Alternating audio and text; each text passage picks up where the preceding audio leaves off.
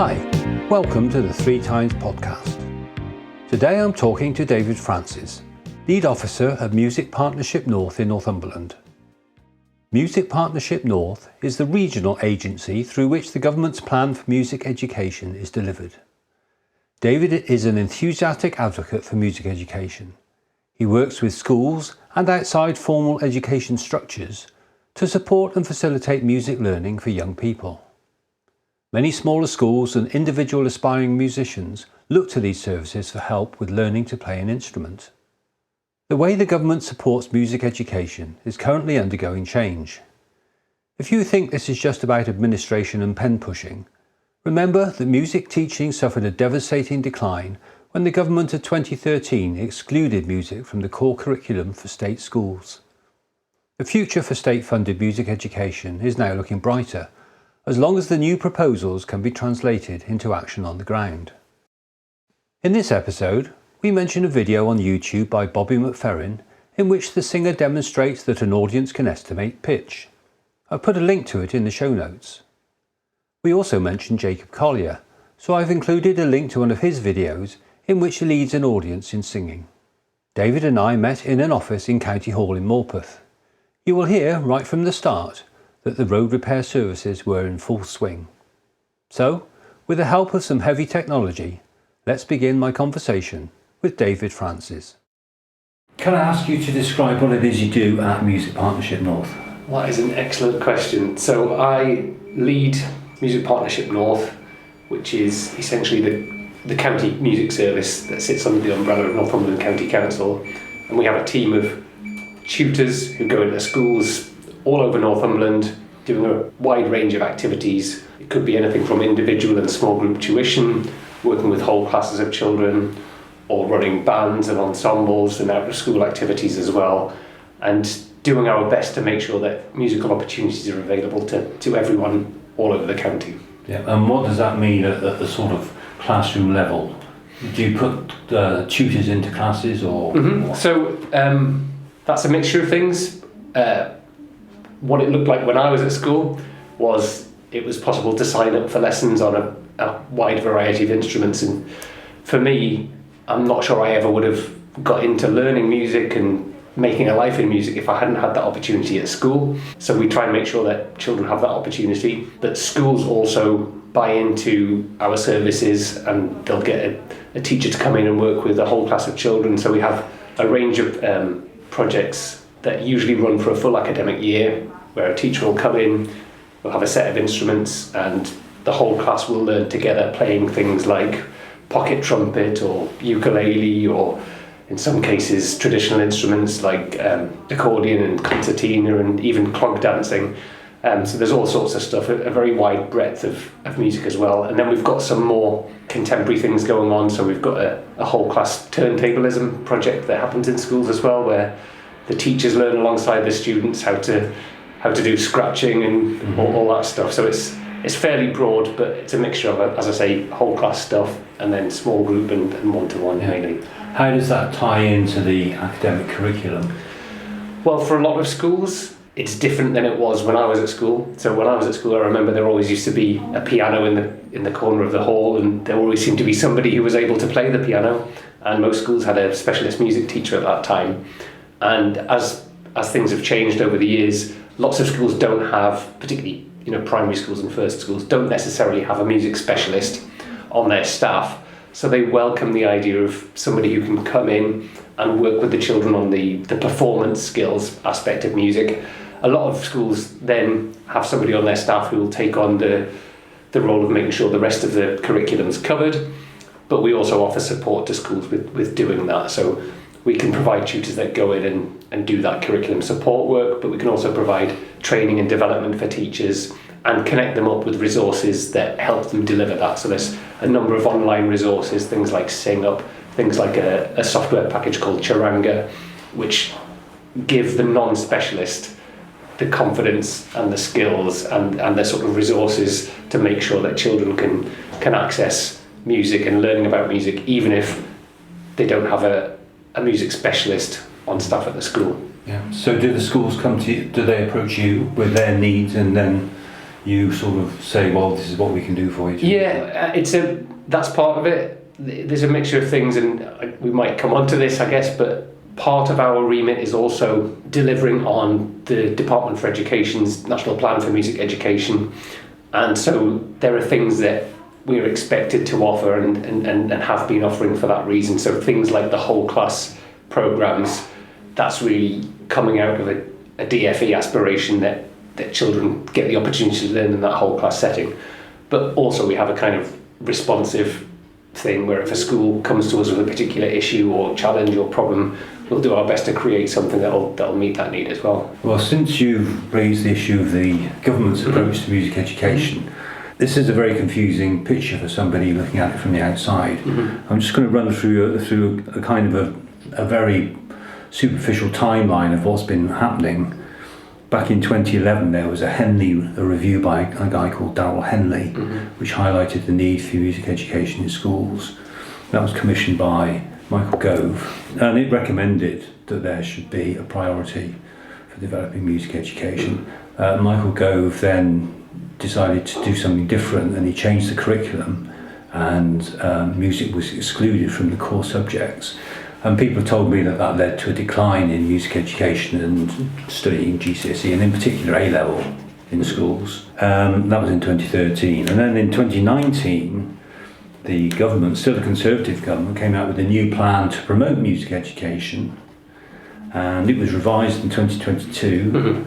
And the current government undertook to effectively implement that plan, but with a new organisation oversight. And then it modified that in 2025 and proposed something called the National Centre for Arts and Music Education. Now this is all quite confusing for somebody like me. Can you make sense of it for me? Well, I can do my best. I mean, some of it, and certainly the National Centre, that's a very recent development. Yeah. The way that things have worked, following on from the Henley review that you mentioned, one of the key findings there was that music provision around the country was patchy, and there was a bit of a, for want of a better phrase, a postcode lottery. And the aspiration, of course, is that it shouldn't matter where somebody lives or what school they go to, they ought to be able to access good quality music education. And I think that's an aspiration that anyone would share and seems perfectly reasonable. Off the back of the first national plan for music education, and it's worth pointing out, music was the only subject that had a national plan. So it I guess showed that people took seriously that music was an important thing and an important part of school life. That then led to the creation of what were called music education hubs. Most people just call it music hubs now. And for quite a period of time, we in Northumberland were partnered with Newcastle Council's music service and also working in partnership with what was then Sage Gateshead. And now, since September last year, we're part of a much larger music hub that covers the whole northeast region. So it's kind of the LA7 combined authority area plus Darlington.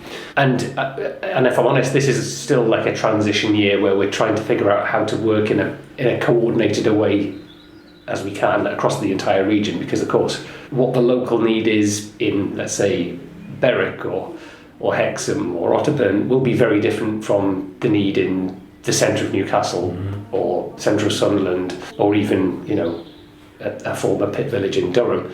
So it's trying to be able to respond to the local need whilst also working in a coordinated way. And all that is, I think it would be fair to say we're all finding our way through quite what that will look like going forward at the moment. I mean, most people would agree that Tyneside and Wearside are music hotspots, especially for music for young people. So would you see a way forward for students from rural areas having greater access to those resources in Tyneside and Wearside? Yeah, I think that's really important, and that is one of the challenges in Northumberland. One of the challenges is geography, you know, making sure that, as I say, whether you're at school in somewhere like as I'm speaking to you now, we're in Morpeth, which is, you know, a fairly densely populated area compared to other parts of Northumberland, and it's very easily accessible through road and rail and bus and all the rest of it. But we work with schools in places like Kielder or Otterburn or way up north in the county, where the picture is different, and it is arguably more challenging for people to access both music education but also potentially live music performances. But that actually means it's even more important in a way to try and work around that. What was interesting was 5 years ago when COVID happened, because a lot of things moved online, it could be argued that might have removed some of those barriers, but then you have issues with accessibility of high-speed internet and all the rest of things. And I think, anecdotally, things that I'm aware of in some of those smaller communities, music can be a real focal point of a community, although you might not have exposure to the same size of venues and maybe the larger scale or more popular artists. It becomes much more of a community activity, and so there'll be people that will get together in local pubs or in village halls or things like that. And I know when I used to be more of a performer before I ended up in the role I'm in now, when we would go across and do gigs in little village halls over in the lakes, or I remember there was a really strong scene down in Saltburn down the coast where it was just the done thing that people would go out to see whatever was happening at the village hall that night, whether it was a band or Victorian theatre programme or something like that. And it was an important part of their community life, and a real social scene as well where people get to know each other. And I think that's super important. And it's trying to balance, I guess, the quote-unquote formal side in terms of music lessons in schools with those informal settings, which are so valuable, partly for the community aspect, but also as real first performance opportunities for young people. And I know we spoke before we started today about a former student who's now working in music professionally, teaching and performing at quite a high level. And she said to me that one of the times when she thought this is what she wanted to do with her life was off the back of just doing a performance in Hexham in a small venue. And I think that's not to be overlooked, that side of things.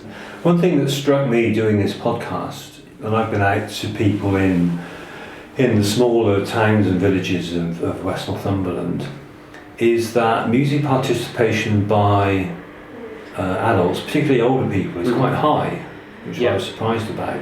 What I haven't come across to any great extent is local music participation by young people. Now, do you think that's an accurate representation of what's happening? Possibly not. I think increasingly young people engage in music in ways that might go undetected. And what I mean by that is looking at some of the research that's been done in recent years by organisations like Youth Music. When young people are asked about their engagement and participation in music, a lot of them say that they take part in musical activities, and when you dig into that, it turns out that what they're doing is things like they're just doing things in isolation at home, using technology and getting into kind of, I guess, digital production and songwriting ideas and things like that, just in the homes without working with other people. And so nobody else is necessarily going to know that they're even doing that, but there was quite a significant percentage of children and people that were doing that. And I think that is something that I would love to find a way that we can more shine a spotlight on that and give people opportunities to share what it is that they're making, if they want to share it, of course. I mean, people get into music for all sorts of reasons, and for me, when I was young, I wanted to work, in a group context and work with other people and ultimately to then share my music. But I was always more interested in writing music and recording music than I was in performing it, in a way. And so I think there's probably a bit of that goes on. But at the same time, I suspect that there's probably more that could be done to provide platforms for and to encourage and upskill young people that want to do more of the quote-unquote traditional, performing in public and sharing their music that way. And I think there are certainly venues over the years that I know have done that, and various young performers that have got involved in things, as I mentioned with that former student. And I know for myself, when I was growing up, my band that I was in played at the Queen's Hall in Hexham as part of an organised programme of things to spotlight young, up and coming, I suppose, bands and musicians. So I think that side of things is important, and it's just trying to find the best way, because society's changed a lot since I was a student learning to play music at school. I think the way that young people engage with music and share their music has changed as well. So a lot of people will do stuff online. They might be on social media, they might be sharing things on social media platforms and never really think about doing live performances, and they're happy with that. But at the same time, I feel that you've got to see it to be it. And so I do think it's still important to make sure that there are the traditional live performance opportunities and places where people can rehearse, where people can play, but places where they can see other people play as well, because it's such a valuable thing in terms of the aspiration, but also learning the craft. And I think that's vital. I think because there's so much competing for people's time and attention now, I can't imagine what it's like for a young person with smartphones and social media and all the rest of it. For me, without the risk of sounding old, there was a real opportunity in having to make your own entertainment a little bit, and the hours that I spent listening to and learning to play music, maybe I wouldn't have done if there'd been more distractions and other things around. But it's an interesting challenge to make sure those opportunities are still available for people. Yeah, I think that there's a perfectly understandable belief amongst musicians that if you're going to be a musician, then you have to perform and play music with other people. And I can see why people say that. Do you think that might be an obstacle for somebody who isn't a natural performer? And if so, from the activities of Music Partnership North, there seem to be two strands to what you're saying. One, you will support people to perform, but also you'll support them to be better at what they're doing musically. Can you pursue both streams, as it were? I think so, and it's interesting about people who maybe aren't natural performers. I wouldn't consider myself to be a natural performer.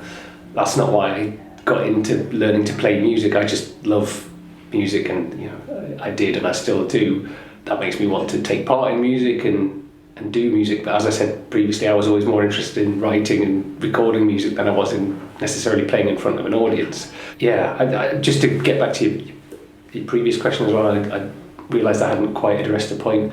I was lucky that when I was at school growing up, even if there weren't that many others at school that wanted to do, for example, GCSE or A-level music, it still kind of happened. Whereas now, I think schools have a lot of other pressures going on, and if there's not, a certain critical mass of people that want to do music, and music maybe felt like it had been sidelined a little bit for a few years, then you do end up with a bit of a problem where you haven't got people coming through the system that will then end up leaving school and playing music, maybe pursuing even music at further education, higher education level, and then that potentially creates a bit of a gap in who will then be the music teachers of the next generation that'll get people going.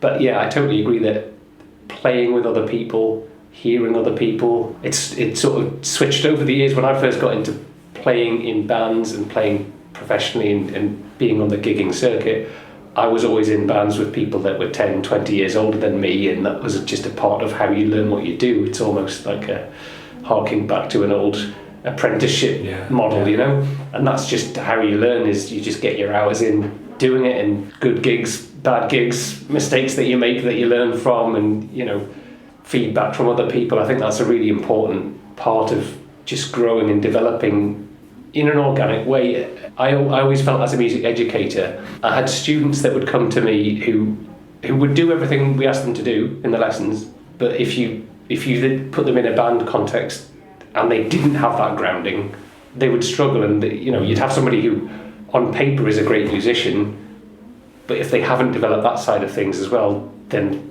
they'd struggle. And conversely, you get people who've just done the band thing, and then maybe they have other limitations that they can't do. So I've always felt that the best way is a mixture of kind of formal education and that informal, I don't know whether you would call it self-education or real-world education. I think you absolutely need both to flourish. This kind of touches on the subject of whether, and it's not mutually exclusive, whether music is an aspect of self-expression or an aspect of performance and participation. And presumably people fall across the spectrum between the two.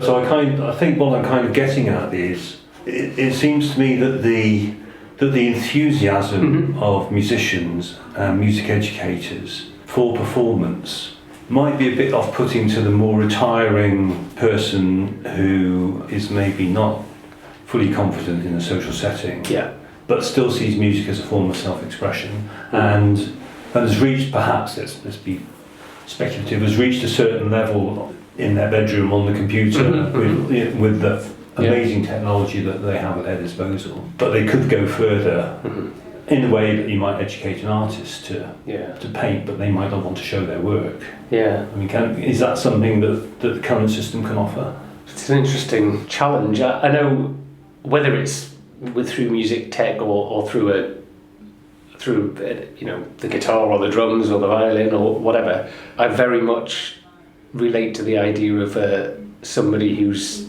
maybe quiet and introverted and retiring, and that's certainly how I was when I was at school. And for me, music was a solace, and a constant companion through difficult times and positive times.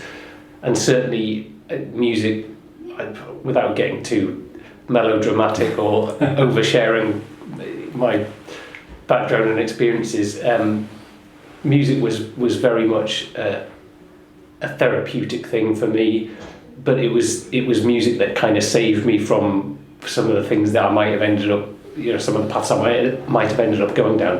And a lot of that for me when I was at school was to do with having music teachers that showed that they believed in me, in my potential, and that were willing to invest time and interest in me. And I mean that in a way that's broader than just me as a musician, so as a person as well. And we have a little bit of a phrase that we use on some of our literature and stuff like that says that we're about music, we're about learning, and we're about unlocking potential. And to me, that part of it's key, because music can be a vehicle for somebody to develop their full self and express their full self. And I think, without being too esoteric about it, I like to think of life as a creative act. Whether you think you're being an artist or a musician or something like that, we all create our own experiences all day, every day. Sometimes people just fall into doing what they did the day before and the day before that, and maybe they've never really consciously thought about it.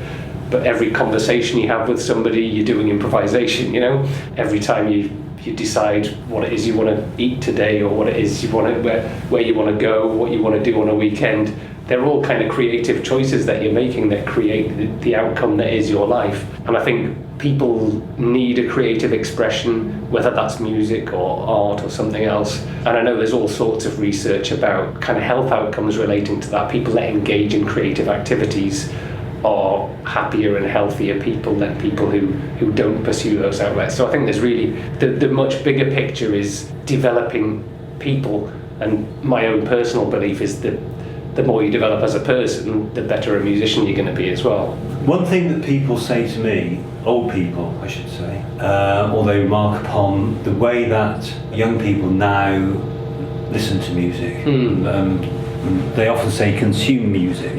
In the old days, when I was growing up, and we were talking about the days of LPs, you used to have to go to a record shop, say you got your cash, go to a record shop, buy a record, you go home and you would listen to it non-stop for 6 or 7 weeks until you'd saved up enough money to get that, and you'd go to friends and you'd swap LPs and all that kind of stuff. That was a different way of listening to music than what young people do now with it's not really true to say they're talking about our technology. They're not different from us, are they? But they do have a different way of listening to music. Given that this different approach to music, has anybody gone out to ask young people what they want from the music service? Yeah, so we try our best to do that, and I'm not sure we've cracked it. I'm not sure anyone's cracked it. We do our best to talk to young people in whatever context we're already working with them. So, in a practice room, in a school classroom, and we work with our staff to talk about how youth voice can work and can contribute to the process. So there's kind of a constant dialogue there in terms of our delivery, but then we have kind of formal and informal sort of evaluation as well. We regularly send out kind of online surveys to parents, with the intention and the instruction to kind of get your child's input on this as well. And we've tried with things like having a youth board almost to come together and feed into how we do things. The difficulty is, and I say this with full honesty, that I've no idea what the answer is to how you get around this, is I worry that we hear from the kinds of people that we're already reaching, and we don't hear from the people that we're not reaching, and they're the exact people that we do want to hear from, to make sure that we can provide something that's going to be of value to them. And I think it's, just to give a glib example, if you have a rehearsal on a Thursday night and you say to the people at the rehearsal, which night works best for you for rehearsal? Well, we already know that they can do a Thursday night, but then we're not hearing from all the other people who aren't at that rehearsal because they can only do Mondays, Tuesdays and Wednesdays. So it's a constant challenge to try and get through that, but I'm very keen to make sure that I don't want to just offer what we've offered last year and the year before that and the year before that, because that's not necessarily going to be what people need or want. But the challenge is to find out what it is that people want. And sometimes when you ask people what would you love to happen, they're not sure. Because they're perfectly happy with what's happening. And sometimes they say, well, what are the options? What's on offer? And it's like, well, yeah, it's a bit of chicken egg how you do that effectively. But I do think that listening to the voice of young people in shaping what we do is the only way that we'll be able to stay relevant to what their needs are. It's difficult, isn't it, to reach out to a group that you don't have ready access to find out something as nebulous as this, really, because music is so much a part of our lives in a subliminal way that somebody might not really understand what it is you're asking them. Yeah. Say, well, what more do you want from music? How can we help you? Well, I've got my phone, I listen to whatever. Yeah, well, just to give you an example, with all of this in mind, one of my colleagues went into a couple of different out-of-school youth provision venues, one in Prudhoe, and there was another one in East Northumberland. And part of what he was trying to unpick with the young people, he did a whole session with them with, flip chart paper and post-it notes and all this, trying to get them talking about music and how they currently engage with music, what they would be interested in, what they've done before that they liked, what they've done before that wasn't for them. And I think I had this optimistic idea that we'd uncover the missing thing that we're not providing that we could then try and do. But I guess because people's frame of reference was just what they'd already experienced, the responses we had were things like, oh well, yeah, guitar lessons, that would be good, keyboard lessons, that would be good. And they're all things that were already available to those children and young people. We couldn't get them to think beyond what their pre-existing exposure to music had been. You also then run the risk if you get the thing where 5 people in the group say, oh yeah, I love doing singing, it's great, and then you get the other 5 say, well, as long as it's not singing, I'm happy. So there isn't a one size fits all, I think it's trying to have the choices available. But some of the things that I would like to see, I'm guessing or making an assumption here, but I think maybe some of the more creative aspects are things that children and young people might have had less of in the school environment. So, things like songwriting and composition. Even the word composition would put a lot of people off.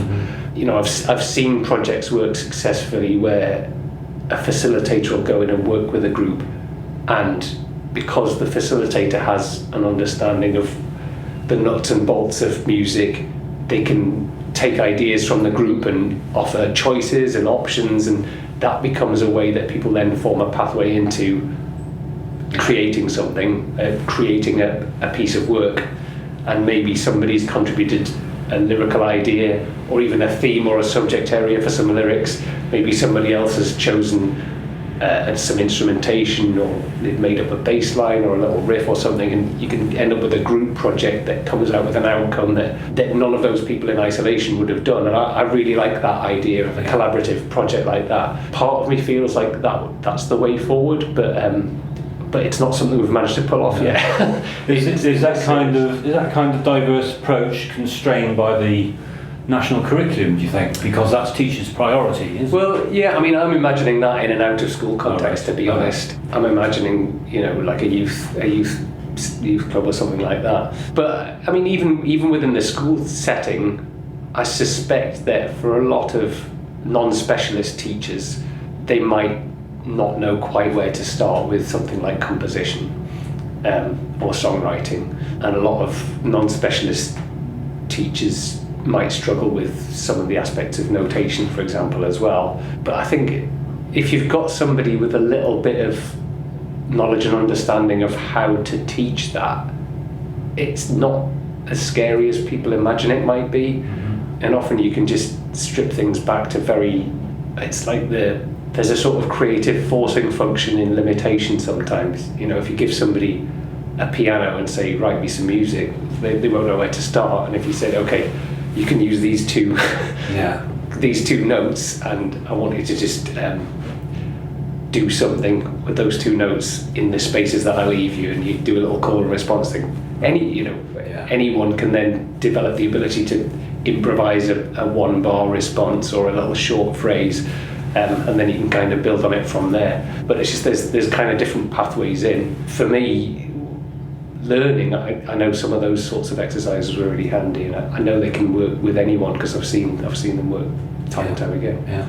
Are there any models from other countries where they've managed to put in place a structure to deliver? I think one of the most impressive things I've seen in recent years is based around the Kadai approach, which is I'll probably get this wrong because I'm not a devotee or a student of it, but Zoltán Kodály, who was a Hungarian guy, and we're going back like 100 years now, his whole system was based around the idea of sound before symbol and working in a very sequenced way where you start with just a small number of pitches that a young person can easily sing. It might just be 2 pitches to begin with. You do loads of songs and games around those, and then you gradually expand the range that they're doing.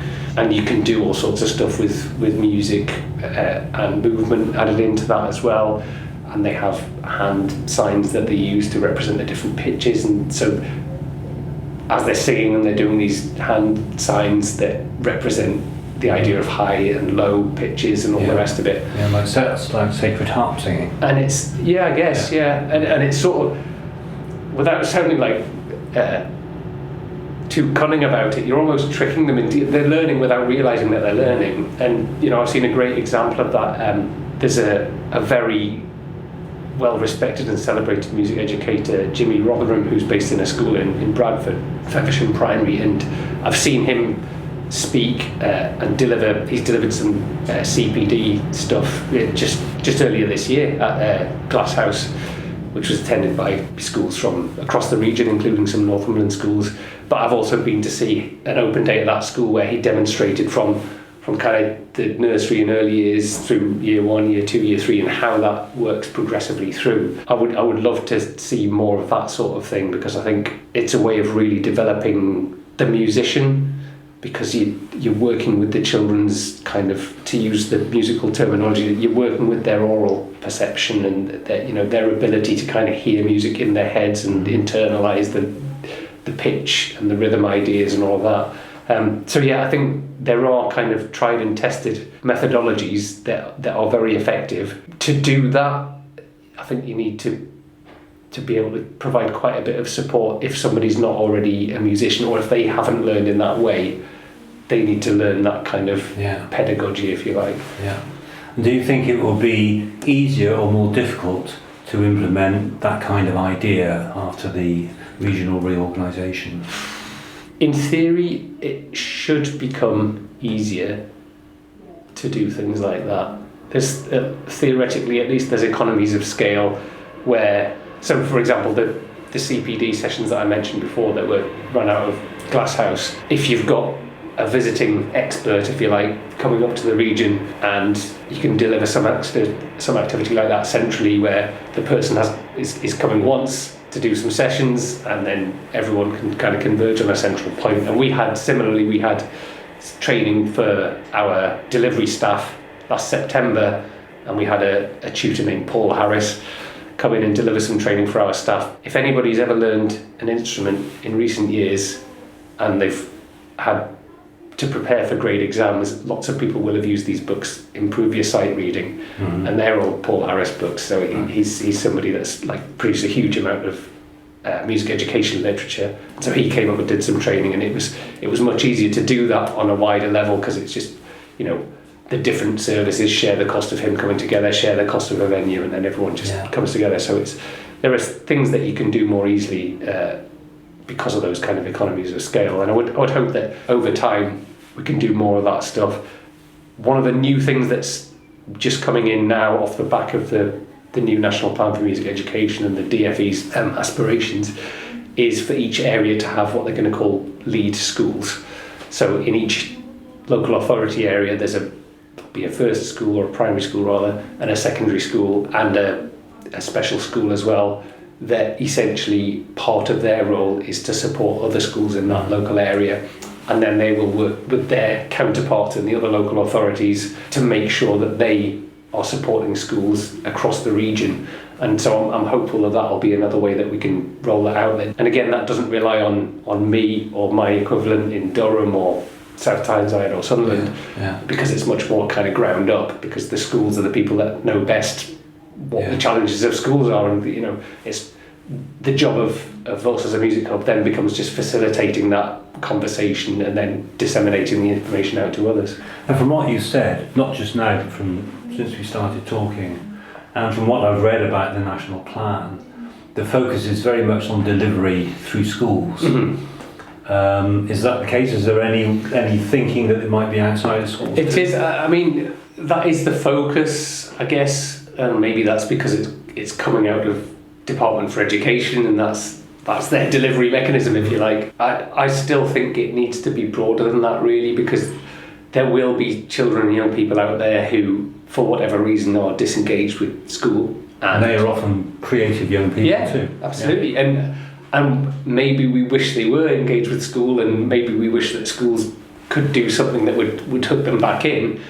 But at the same time, if that's where they are, then maybe there's a place for trying to meet them where they are rather than where we wish they were. So I think there's definitely a place for looking at, whether it's out of school provision, whether it's looking at things like youth centres and youth clubs and youth provision, or whether it's looking at alternate provision, so working with looked after children, for example, or working with children that are educated at home, or working with pupil referral units and secure children's homes and things like that. There'll be all kinds of young people that, for whatever reason, school isn't going to be the place where they engage in music. And I think it's on us to try and do our best to make sure that whatever their situation is, there's a door open for them. And then whether they choose to walk through it is, So for a parent who heard this, who has a child who they believe is very keen on music, but they're not sure that the school is that supportive at the moment, for whatever reason, schools are having a hard time too. Can you suggest what they might do about that? Yeah, I mean, the first thing I would suggest is to get in touch with us, and we'll do our best to help them. In addition to the stuff that we offer ourselves, we've collated a database of other provision that's available, and so if we know that there's a child in a particular town or village in Northumberland and it's somewhere where we don't offer a group or an ensemble or something like that, we'll probably know where the nearest things are to them that we can signpost them towards. If we know that there's a need for something in a particular area, that's part of us being able to then hear from the people that we don't already engage with, so that would be super useful. So getting in touch with it, like the email address would be mpn@northumberland.gov.uk, and we'll do our best to kind of get back to them and help meet whatever the need is.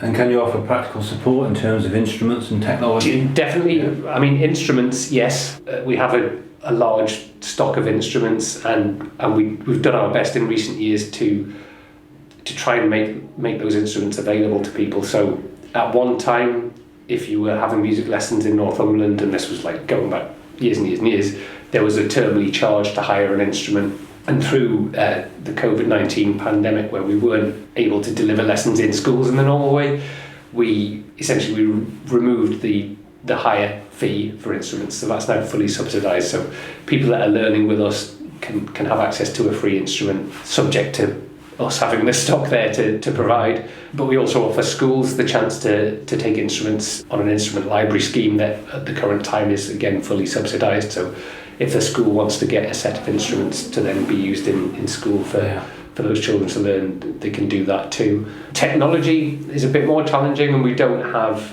a lot of music tech equipment that we can loan out to people, but we are looking at trying to broaden that. And as I said, we've got a turntables project that runs.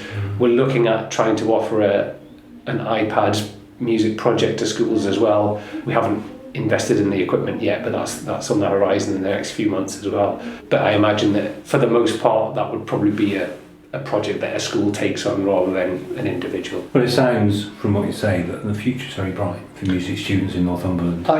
I hope. I mean, I'm a natural optimist, so that's kind of how I want it to be.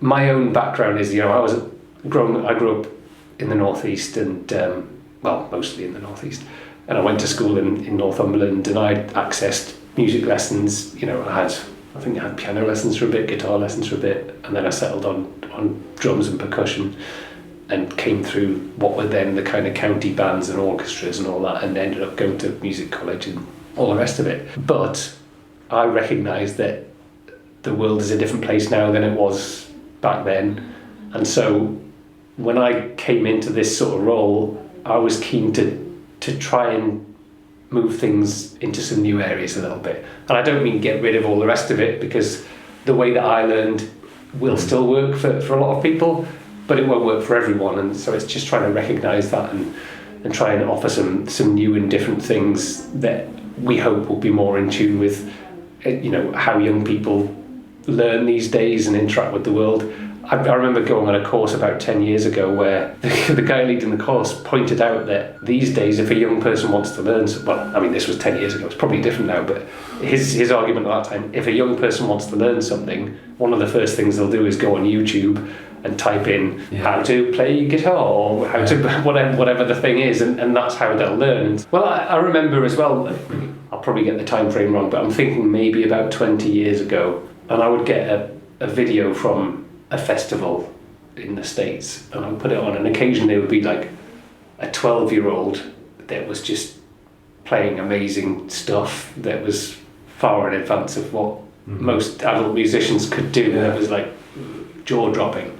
And it feels like now there's 12 of those 12-year-olds every day on Instagram and things like that. And so I think that actually, maybe the access that they've got to information, but also inspiration and hearing and seeing different musicians play, that obviously really works for some people. And there's a great video of Bobby McFerrin, I don't know if you've seen this, where he's bouncing on the spot, jumping on a stage, singing a pitch, and he kind of non-verbally invites the audience to sing that, and then he sings like a second pitch, and he keeps jumping left to right, and then the first time I saw it, I couldn't believe what I was seeing, because with no instruction whatsoever, people just knew what he was getting at, and Jacob Collier has kind of taken that idea and then taken it to the next level again. Right. And whenever I've seen I haven't seen Jacob Collier live, but whenever I've seen one of those videos where he's conducting the audience as a choir and getting them to do all that stuff, I just want to be in that room, because it's so impressive to watch. But can you imagine what it would be like to be part of that? And I've spoken to a number of people about this before, the physical experience of hearing music actually live can be a physical experience. You feel the vibrations inside you, and then especially if you're then singing as well, and that vibrates your body as well in a collective of people. And get really out there if you want, but ultimately we as people, we are all vibration. It's all energy and vibration, and so I think there's something really deep about and profound about that experience of collective music making, where you can feel it as a physical thing. You can feel yourself vibrating and being vibrated by the sound waves around you, and there's nothing in the world that gets close to that for me. Yeah, and it shows people that they could be musical even though they might have been told absolutely, for years that they're not. Yeah. You know, you can't sing in tune. Well, actually, and in the right circumstances, I'm perfectly capable. There's almost a psychological safety around that as well, because if you're one in an audience of however many, no one's going to point at you and say, "Oh, you're a bit sharp there. You're a bit flat." It gives you the freedom to just go for it, and those things just look like such a joyful experience. I would love it if you could kind of bottle what Jacob Collier has there and put that in every school in Northumberland. That would be amazing. I've never been a dancer, as anyone would know if they've ever seen me try. But there's something about moving to music as well, and people that wouldn't think that they're dancing. If you're at a live performance and people are jumping up and down in unison or whatever it is, that's all part of expressing a form of music. Whether that's just the pulse of the music that's happening or whatever. There's really something magical there about having that collective experience with a group of people. This is what we want to bring to young people. Absolutely, yeah, definitely. David Francis, thank you very much. Oh, thank you so much. Yeah.